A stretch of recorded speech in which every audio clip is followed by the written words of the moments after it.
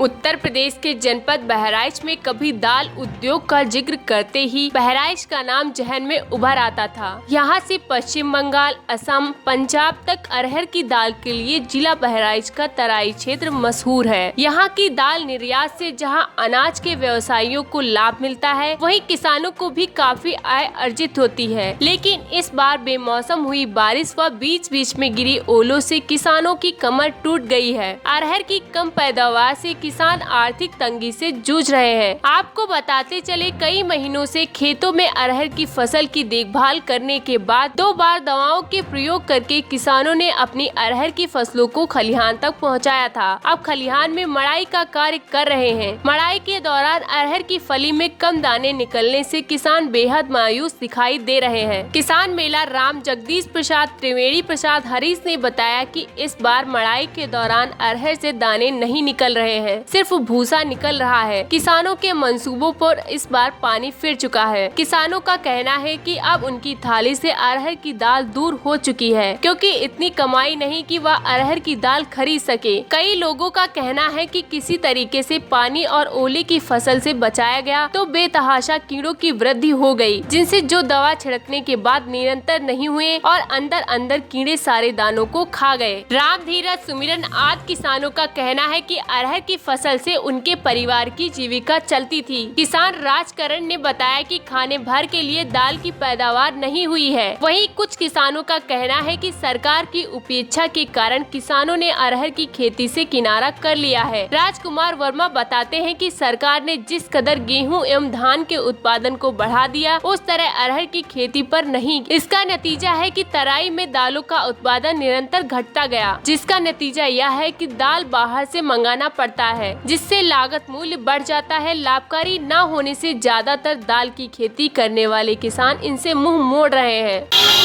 आपका नाम? भगत निहारा। ये जो है इस बार अरहर की फसल कैसी हुई है? अरहर की फसल जो है बरसात की वजह से बहुत ख़राब हो गई है।